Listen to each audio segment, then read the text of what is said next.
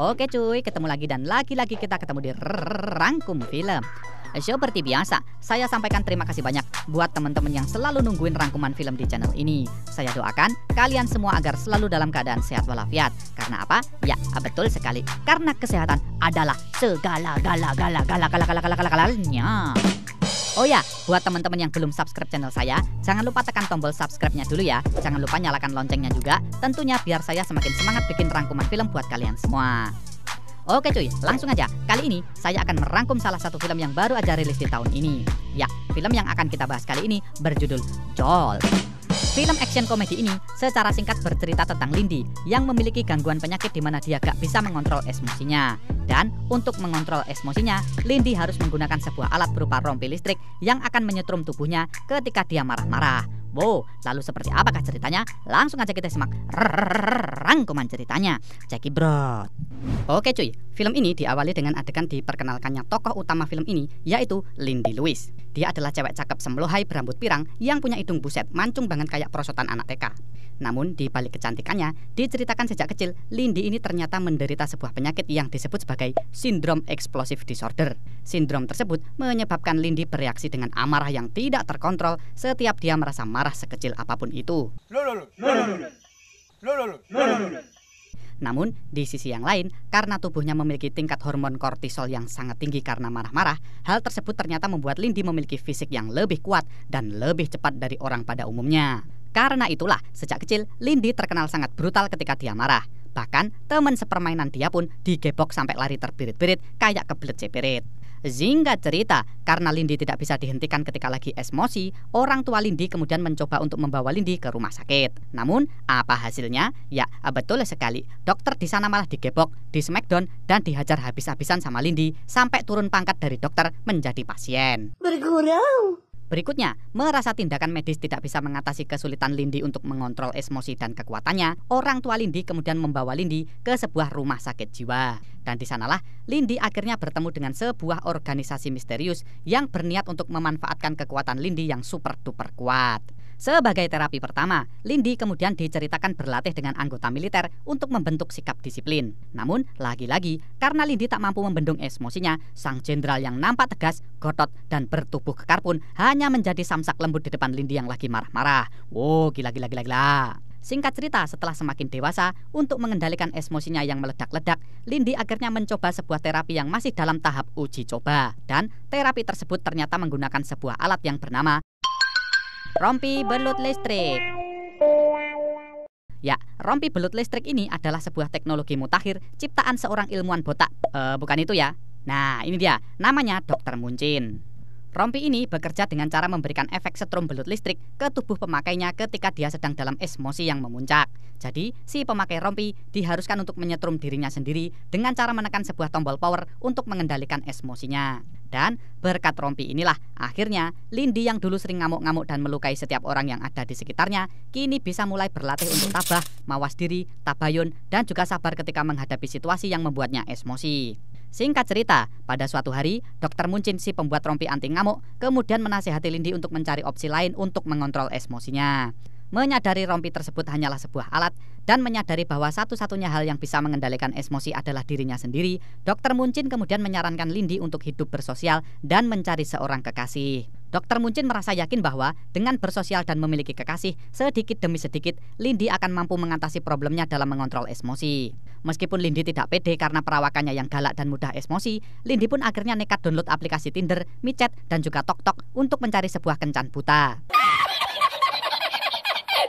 Singkat cerita, di malam Sabtu Kliwon, Lindy pun akhirnya berkencan untuk yang pertama kali dengan seorang pemuda bernama Justin. Justin ini diketahui adalah seorang pemuda culun yang bekerja sebagai seorang akuntan. Meskipun kencan tersebut sempat terasa sangat kaku, namun akhirnya Lindy pun terpesona kepada Justin yang ternyata memiliki kepribadian yang sangat menarik. Adegan berikutnya, ketika tengah ngobrol-ngobrol santai dengan Justin, datanglah seorang pelayan kampret dari restoran tersebut. Karena asik ngobrol dan lupa pesan menu, secara mengejutkan, si pelayan kampret ternyata mengatakan kepada Justin bahwa jika mereka tidak memesan makanan, maka meja mereka akan diberikan kepada tamu lain yang sudah mengantri. Mendengar perkataan pedas level 10 yang diucapkan oleh si pelayan, Lindy yang mudah tersulut emosinya kemudian kepikiran untuk menggorok leher si pelayan kampret. Namun untunglah Justin yang lebih dewasa dan berpikir jernih kemudian mencairkan suasana dan dia pun memesan menu ayam geprek agar kencan mereka tidak gagal. Melihat sikap Justin yang kalem, Lindy pun akhirnya mengurungkan niatnya untuk menebas leher si pelayan kampret. Adegan berikutnya, ketika tengah menunggu menu datang, Lindy yang takut penampilannya jelek di hadapan Justin kemudian pamit untuk pergi ke toilet. Dan ketika tengah berada di toilet, secara mengejutkan, Lindy ternyata mendengar suara seorang perempuan dari dalam WC. Siapakah dia? Ya, dia adalah pelayan yang tadi menghampiri Justin dan Lindy. Secara mengejutkan, lewat telepon, pelayan tersebut ternyata bercerita kepada temannya bahwa dirinya telah mengerjai sepasang kekasih yang sangat aneh. Tak selesai di situ, si pelayan kampret pun menjelek-jelekan Lindy dan Justin lewat panggilan telepon tersebut. Merasa tak bisa lagi menahan emosinya, dengan brutal, Lindy pun akhirnya mendobrak pintu WC dan menjedotkan si pelayan kampret ke dinding WC sampai semaput. Lindy yang merasa kencannya telah gagal pun kemudian meninggalkan makan malamnya bersama Justin. Singkat cerita, keesokan harinya, Lindy kemudian bertemu lagi dengan Dr. Muncin. Lindy ternyata meminta Dr. Muncin untuk memperbaiki remote-nya yang kehabisan baterai alkalin. Setelah memborgol dirinya sendiri agar tidak ngamuk-ngamuk, Lindy kemudian mendapatkan nasihat lagi dari Dr. Muncin untuk kembali mencari Justin si pemuda baik hati. Lewat cerita Lindy, Dr. Muncin pun yakin bahwa Justin adalah orang yang bisa menyembuhkan sifat temperamen Lindy yang meledak-ledak. Setelah baterai remote-nya diganti, Lindy pun akhirnya keluar untuk mencari di mana Justin berada. Adegan berikutnya, di tengah pasar malam, entah karena kebetulan atau emang jodoh, akhirnya Lindy dan Justin pun kembali bertemu. Di sana, Justin dan Lindy pun jalan-jalan santai di pinggir pantai Kenjeran sembari membicarakan pekerjaan mereka masing-masing. Dan dari sinilah kita akhirnya mengetahui bahwa Justin adalah seorang akuntan yang bekerja pada seseorang yang bernama Barry Kaspersky. Kalian harus ingat adegan yang satu ini ya. Singkat cerita, setelah dari pasar malam, Justin dan Lindy pun akhirnya pergi ke rumah Lindy. Dan di sanalah Justin akhirnya mengetahui bahwa selama ini Lindy menderita gangguan sindrom explosive disorder yang menyebabkan dirinya sulit mengontrol emosi. Justin pun akhirnya juga mengetahui bahwa agar dirinya tidak menyakiti siapapun yang membuatnya marah, selama ini Lindy ternyata memakai sebuah rompi yang disebut sebagai rompi belut listrik. Namun, bukannya lari terbirit-birit ataupun ketakutan, secara mengejutkan, dengan sepenuh cinta, Justin ternyata mau menerima Lindy apa adanya. Mereka pun akhirnya melakukan mantap-mantap.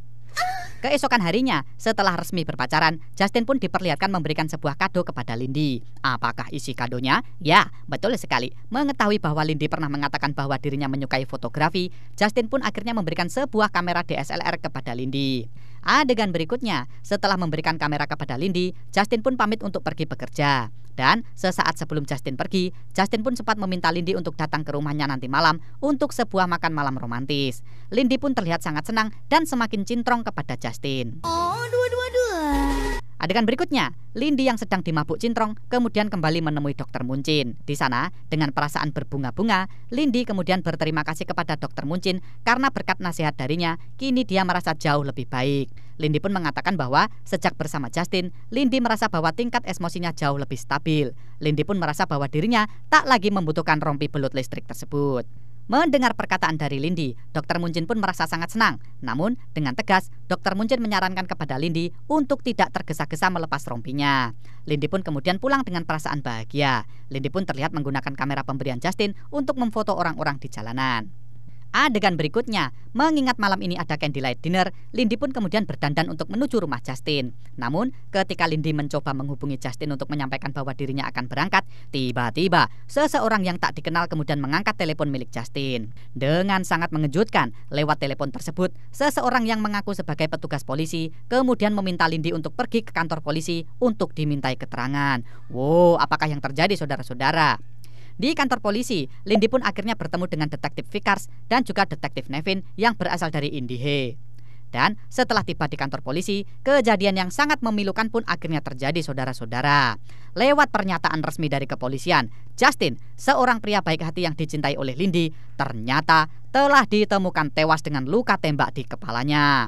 Jasad Justin pun ditemukan di sebuah tempat sampah yang jelas menandakan bahwa Justin telah dibunuh. Sontak hati Lindy pun hancur berkeping-keping. Adegan berikutnya, dengan perasaan hancur, Lindy pun diceritakan ingin melihat jasad kekasihnya Justin untuk yang terakhir kali. Namun, karena Lindy bukan anggota keluarga, detektif Nevin yang galak dengan ketus kemudian menolak mentah-mentah permintaan Lindy. Merasa tersinggung dengan perkataan detektif Nevin, Lindy pun kepikiran untuk menembak kepala detektif Nevin. Namun untunglah, kejadian tersebut tak menjadi kenyataan karena Lindy masih sempat menekan tombol rompi belut listriknya. Lindy pun kemudian pulang dengan perasaan hancur. Sesampainya di rumah, Lindy pun terlihat semakin sedih di mana akhirnya dia harus menerima fakta bahwa Justin, orang yang sangat dia cintai, kini telah pergi meninggalkan dirinya untuk selamanya.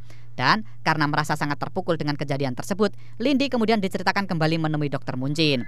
Di sana, Lindy kemudian meminta Dr. Muncin untuk membiusnya karena dia takut emosinya akan meledak-ledak. Keesokan harinya, setelah tersadar dari biusnya, Lindy akhirnya menyampaikan kepada Dr. Muncin bahwa dirinya akan mencari siapa pembunuh kekasihnya Justin. Lindy menganggap bahwa rasa sakit di hatinya tidak akan sembuh jika dia tidak bisa membalaskan dendam sang kekasih.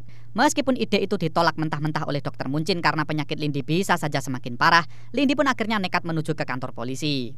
Di kantor polisi, dengan sangat lihai, Lindy kemudian mencuri sebuah kartu identitas petugas dan berhasil menyelinap ke dalam ruang penyimpanan barang bukti. Di sanalah, Lindy akhirnya mengambil KTP, kartu BPJS, kartu cacar, dan juga handphone milik Justin yang bisa dia gunakan untuk melacak si pembunuh kejam. Adegan berikutnya, setelah mendapatkan barang-barang yang dia butuhkan, Lindy kemudian bergegas menuju apartemen Justin yang mewah untuk mencari petunjuk lain. Namun sayang, belum aja menemukan bukti, Lindy tiba-tiba dipergoki oleh detektif Nevin yang ternyata sudah mengetahui bahwa Lindy telah mencuri barang bukti di kantor polisi. Para detektif pun ternyata juga telah menemukan catatan kriminal Lindy di masa lalu dan mulai mencurigainya sebagai pembunuh. Singkat cerita, tak ingin para polisi salah paham dan menangkapnya, Lindy pun akhirnya nekat melarikan diri dan membawa kabur mobil sport milik Justin yang ada di parkiran. Oh ya, di sini Justin sepertinya adalah akuntan yang sangat kaya cuy. Soalnya diperlihatkan dia memiliki apartemen mewah dan sebuah mobil mahal. Oke, lanjut ke cerita. Mengetahui Lindy melarikan diri menggunakan mobil, detektif Vickers dan detektif Nevin pun akhirnya mengejar Lindy yang mencoba melarikan diri. Meskipun sempat terjadi aksi kejar-kejaran layaknya film Tayo, akhirnya detektif Vickers dan detektif Nevin pun harus kehilangan jejak Lindy karena nabrak bokong truk Puso. Adegan berikutnya, dengan membawa mobil mewah milik Justin, Lindy pun diceritakan menemui seorang cewek warnet bernama Andi. Selain jaga warnet, Andi ini ternyata dikenal sebagai seorang hacker jenius. Dan lewat kemampuannya inilah, Lindy kemudian memintanya untuk memeriksa handphone milik Justin untuk memeriksa siapakah orang yang berhubungan dengan kekasihnya terakhir kali. Dan lewat penelusuran Andi, dalam 24 jam terakhir, Justin ternyata mendapat 7 panggilan dari nomor yang sama dari lokasi yang mencurigakan, yaitu sebuah gedung kosong tak berpenghuni. Dan setelah ditelusuri lebih dalam, gedung tersebut ternyata adalah sebuah gedung terbengkalai milik bos Justin yang bernama Barry Kaspersky. BTW, menurut informasi dari Andi si cewek warnet hacker jenius, Barry Kaspersky ternyata adalah buronan FBI karena kejahatannya dalam hal perdagangan senjata ilegal. Singkat cerita, karena curiga bahwa Barry ini adalah pembunuh kekasihnya, Lindy pun akhirnya nekat mendatangi gedung kosong tersebut. Dan ketika sampai di lokasi, betapa terkejutnya Lindy mengetahui bahwa gedung tersebut ternyata dipakai untuk arena tarung bebas underground yang juga dikuasai oleh Lek Barry. Adegan berikutnya, merasa bahwa ada hubungan antara kematian Justin dengan bosnya yaitu Lek Barry. Dengan pedenya, Lindy kemudian menghentikan pertarungan dan meminta Barry untuk memberitahu siapa pembunuh kekasihnya Justin.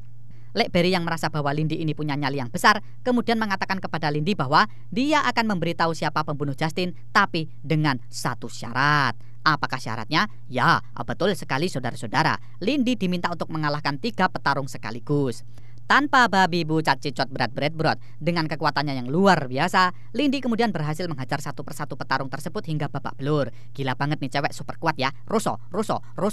Singkat cerita, setelah memenuhi syarat yang dia berikan, Barry pun kemudian mengajak Lindy ke suatu tempat. Di dalam mobil, Barry yang ternyata dari awal sudah berniat buruk, kemudian mulai menjebak dan mencoba membunuh Lindy. Namun, untunglah Lindy yang GG kemudian berhasil menghajar Barry dan anak buahnya. Adegan berikutnya, merasa sangat kesal kepada Barry karena tak kunjung memberikannya petunjuk, Lindy pun kini diperlihatkan mengancam Lek Barry dengan menggunakan setrum aki mobil. Karena takut setengah mati, Lek Barry pun akhirnya memberikan sebuah nama kepada Lindy, yaitu Garrett Vissel. Ya, dia adalah pimpinan bos mafia yang tidak lain adalah bos dari Lek Barry. Dia adalah orang yang diyakini telah membunuh Justin. Namun anehnya, ketika diinterogasi oleh Lindy, Lek Barry ternyata tidak tahu alasan Garrett Vissel membunuh akuntan yang merupakan anak buahnya. Si Lindy yang semakin bingung pun akhirnya menyetrum titik Lek Barry hingga jadi ndok bacem. Gila.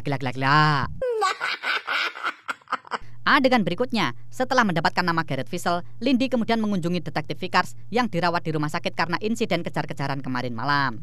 Di sana, Lindy pun kemudian menanyakan lokasi keberadaan Gareth Visser yang diduga kuat telah membunuh kekasihnya Justin. Meskipun sempat ragu, detektif Vickers pun akhirnya memberitahu Lindy bahwa Gareth Visser tinggal di sebuah gedung tinggi yang bernama Imperium Tower. Meskipun Lindy kuat secara fisik, namun detektif Vickers pun sempat memperingatkan Lindy bahwa tempat tersebut sangat berbahaya dan sangat sulit untuk ditembus. Ketika tengah asik ngobrol, tiba-tiba datanglah detektif Nevin yang dari awal tidak menyukai si Lindy. Detektif Nevin pun mencoba menangkap Lindy hingga akhirnya terjadi aksi kejar-kejaran sampai lempar-lemparan bayi.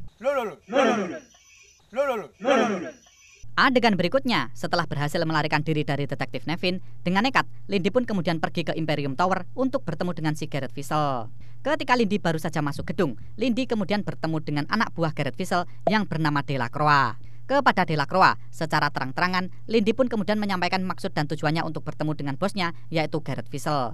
Delacroix pun akhirnya menuruti permintaan Lindy dan mengantarkannya untuk masuk ke dalam lift. Namun, ketika tengah berada di dalam lift, secara mengejutkan, Delacroix ternyata menggeplak cengel Lindy hingga akhirnya Lindy jatuh pingsan. Adegan berikutnya, setelah sadar, Lindy pun diperlihatkan berada di sebuah ruangan kosong bersama dengan Delacroix dalam kondisi terikat. Di sana, Delacroix pun diceritakan dengan tidak sengaja melepas rompi belut listrik yang selama ini Lindy pakai untuk mengendalikan kekuatannya. Di sanalah Lindy yang semakin emosi pun menyampaikan kepada Delacroix bahwa tujuannya datang ke sini adalah untuk membalaskan dendam kepada Gareth Visser karena telah membunuh kekasihnya Justin. Merasa bahwa dirinya tak mengenali Justin yang dikatakan oleh Lindy, Delacroix pun kemudian menganggap bahwa Lindy ini adalah orang stres yang lagi salah alamat. Dengan terlebih dahulu menyita rompi belut listrik karena diduga adalah sebuah bom, Delacroix pun akhirnya menyuruh Lindy untuk pulang. Adegan berikutnya, setelah Lindy pulang, kita pun diperlihatkan adegan di mana Delacroix sedang melaporkan kejadian kedatangan Lindy kepada bosnya, yaitu Gareth Visser. Anehnya, karena saking banyaknya orang yang telah dia bunuh, Gareth Visser ternyata lupa dan tidak yakin bahwa dia telah membunuh seseorang bernama Justin. Dan untuk mencegah terjadinya potensi berbahaya, Gareth Visser pun akhirnya meminta Delacroix untuk membunuh Lindy. Wow. Adegan berikutnya, Lindy yang kehilangan rompi belut listriknya kemudian menemui lagi Dr. Muncin untuk meminta rompi yang baru. Lindy sangat ketakutan karena tanpa rompi tersebut dirinya tidak akan bisa mengontrol emosi dan kekuatannya. Lindy merasa khawatir karena bisa jadi dia akan melukai orang-orang tak bersalah di sekitarnya. Dr. Muncin pun akhirnya membuatkan Lindy sebuah rompi belut listrik yang baru. Singkat cerita, keesokan harinya setelah mendapatkan rompi yang baru, Lindy kemudian diperlihatkan pulang ke rumahnya. Namun, sesampainya di rumah, Lindy ternyata menemukan nomor pintu rumahnya dalam keadaan terbalik, di mana hal tersebut berarti bahwa telah ada seseorang yang masuk ke dalam rumahnya. Karena merasa curiga, dengan cerdik, Lindy pun akhirnya masuk melalui jendela. Dan ketika berhasil masuk ke dalam rumah, betapa kagetnya Lindy mengetahui bahwa ada sebuah rangkaian bom yang telah dipasang pada pintu rumahnya. Dan dari sinilah Lindy akhirnya sadar bahwa dirinya sedang menjadi target seseorang yang tidak lain adalah Gareth Visser. Lindy pun semakin yakin bahwa Gareth Visser ini sedang menyembunyikan sesuatu darinya. Adegan berikutnya, agar terkesan rencana mereka membunuh Lindy berhasil, dengan cerdik, Lindy pun kemudian dengan sengaja meledakkan rumahnya menggunakan microwave dan gas. Oh ya, sebelum Lindy meledakkan rumahnya, Lindy sempat membongkar, memodifikasi, dan juga memasukkan bom tersebut ke dalam tasnya. Kalian harus ingat adegan yang satu ini ya. Di hari yang sama, Lindy pun kemudian menemui detektif Vickers dan mengatakan kepadanya bahwa Gareth Visser adalah orang yang telah membunuh Justin. Detektif Vickers yang merasa peduli kepada Lindy pun kemudian meminta Lindy untuk menyerahkan kasus tersebut kepada kepolisian. Namun, karena sudah terlanjur dendam dan emosi, Lindy pun akhirnya nekat untuk kembali pergi ke Imperium Tower, tentunya untuk membunuh si Gareth Visser. Singkat cerita, demi membalaskan dendamnya, mengetahui bahwa Gareth Visser berada di ruangan di atas gedung, dengan nekatnya, Lindy pun akhirnya memanjat gedung Imperium Tower yang sangat-sangat tinggi. Namun apes, ketika sampai di atas gedung, Delacroix yang sudah curiga bahwa Lindy masih hidup, kemudian menangkap dan membawa Lindy ke hadapan bosnya yaitu Gareth Visser. Di hadapan Gareth Visser, Lindy yang semakin emosi pun kemudian bertanya kepadanya kenapa dia membunuh Justin, pria baik yang tidak bersalah. Namun, lagi-lagi, merasa bahwa dirinya tidak ingat dengan siapa saja orang yang telah dia bunuh termasuk pemuda yang bernama Justin. Dengan kejam, Gareth Visser pun menyuruh Delacroix untuk menghabisi Lindy. Dengan sekejap, Delacroix pun akhirnya menggeplak Lindy hingga semaput. Adegan berikutnya, setelah sadar dari pingsannya, lagi-lagi Lindy dibawa ke sebuah ruangan milik Delacroix. Dan secara mengejutkan, di dalam ruangan tersebut, Lindy ternyata disedot darahnya oleh Delacroix untuk sebuah penelitian. Dan mengetahui darahnya disedot-sedot oleh Delacroix, Lindy yang semakin marah pun akhirnya mengamuk dan terjadilah baku hantam antara Delacroix versus Lindy yang lagi emosi. Singkat cerita, meskipun sempat kesulitan menghadapi Delacroix yang cukup kuat, alhamdulillah Lindy pun akhirnya berhasil mengalahkan Delacroix dan berhasil memotong jarinya untuk masuk ke ruangan di mana Gareth Vissel berada. Adegan berikutnya, seperti yang sudah kita duga, dalam perjalanannya Lindy pun akhirnya harus kembali bertarung dengan anak buah Gareth Vissel. Pertarungan yang tidak seimbang pun berlangsung sangat seru hingga akhirnya, alhamdulillah, berkat bantuan dari Allah Subhanahu wa Ta'ala, Lindy pun berhasil mengalahkan mereka semua dan berhasil memasuki ruangan di mana Gareth Vissel berada. Namun, ketika sudah berhasil masuk ke ruangan tersebut, betapa terkejutnya Lindy mengetahui bahwa target utamanya yaitu Gareth Vissel sudah tewas dengan luka tembak di kepalanya. Wow, apa yang terjadi saudara-saudara? Semakin pusing tujuh keliling setelah mendapati bahwa Gareth Vissel telah tewas, kini Lindy dibuat semakin terkejut dengan munculnya seseorang yang diduga kuat telah menghabisi Gareth Vissel. Wow, siapakah dia? Ya, benar sekali saudara-saudara. Dia adalah Justin, kekasih Lindy yang baik hati. Wow, bagaimana bisa seorang yang sudah mati bisa hidup kembali? Seakan tak bisa dipercaya, sambil bertepuk tangan, di sini pun Justin akhirnya menjelaskan maksud dari semua yang telah terjadi saudara-saudara. Secara mengejutkan, Justin ternyata diketahui adalah agen CIA yang menyamar sebagai akuntan yang bekerja kepada Barry Kaspersky. Justin ternyata memiliki misi khusus untuk membunuh pimpinan bos mafia yang tidak lain adalah Gareth Vissel. Namun, karena dia tidak memiliki izin resmi dari pemerintahan di sana dan juga karena penjagaan yang sangat-sangat ketat, Justin ternyata menyusun rencana lain untuk menghabisi Gareth Vissel. Dan atas rekomendasi dari Dr. Muncin, Justin akhirnya memanfaatkan potensi besar Lindy untuk melancarkan aksinya. Mengetahui Lindy adalah sebuah kelinci percobaan, dengan licik, Justin dan Dr. Muncin kemudian bekerja sama untuk merangkai sebuah cerita agar Lindy nekat menerobos markas Gareth Vissel untuk membalaskan dendam. Jadi, selama ini Lindy adalah bahan percobaan dari pihak CIA dan mereka sengaja mengutus Dr. Muncin untuk melakukan eksperimen terhadap dirinya agar suatu saat Lindy bisa digunakan sebagai senjata untuk misi penting mereka. Dan benar saja, rencana berjalan dengan sangat baik, di mana ketika Lindy bertarung mati-matian dengan anak buah Gareth Vissel, Justin dengan liciknya kemudian menyelinap dan membunuh Gareth Vissel yang sudah lengah. Wow, gila. Mengetahui fakta menyakitkan tersebut, sontak hati Lindy pun hancur berkeping-keping. Bagaimana tidak, seseorang yang sangat dia cintai selama ini hanya memanfaatkan dan menganggap dirinya hanyalah sebatas alat. Dengan penuh emosi, Lindy pun mencoba menyerang Justin untuk membunuhnya. Namun sayang sekali, dengan remote control rompi belut listrik yang dia miliki, Justin pun dengan mudah menjatuhkan Lindy di lantai. Adegan berikutnya, Lindy yang semakin hancur karena dikhianati oleh Justin, kini terlihat semakin tak bisa mengontrol amarahnya. Diperlihatkan, karena emosinya yang terus memuncak, tubuh Lindy pun diperlihatkan semakin kuat. Bahkan, saking kuatnya, rompi belut listrik yang dia pakai pun kini tak lagi bisa menyakiti dirinya. Justin pun panik karena kini jelas dirinya sedang dalam bahaya. Wow. Di tengah situasi yang menegangkan, mengira bahwa dengan kekuatannya yang meluap-luap, dia bisa menghabisi Justin dengan mudah, tiba-tiba Lindy justru terdiam. Dan dari adegan inilah, kita akhirnya menyadari bahwa Lindy akhirnya bisa menguasai emosinya. Dengan kata lain, Lindy kini bisa menggunakan kekuatan terbesarnya kapanpun dia mau. Wow. Dan merasa dirinya tak perlu mengotori tangannya dengan membunuh seseorang yang telah mengkhianati dirinya, secara tiba-tiba Lindy kemudian melemparkan tasnya yang sudah berisi bom kepada Justin. Dan sambil melarikan diri menggunakan lift, Lindy kemudian meledakkan Justin dan juga meledakkan satu lantai ruangan milik Gareth Vissel. Justin si pengkhianat pun akhirnya jatuh dan tewas terbakar dari atas gedung. Adegan berikutnya, setelah membereskan Justin, Lindy kini diperlihatkan tengah memburu si Dr. Muncin. Di rumah Dr. Muncin, dengan mengancam akan membunuhnya, Lindy pun akhirnya mendapati fakta bahwa dirinya memang menjadi alat percobaan sebuah organisasi misterius di bawah naungan CIA.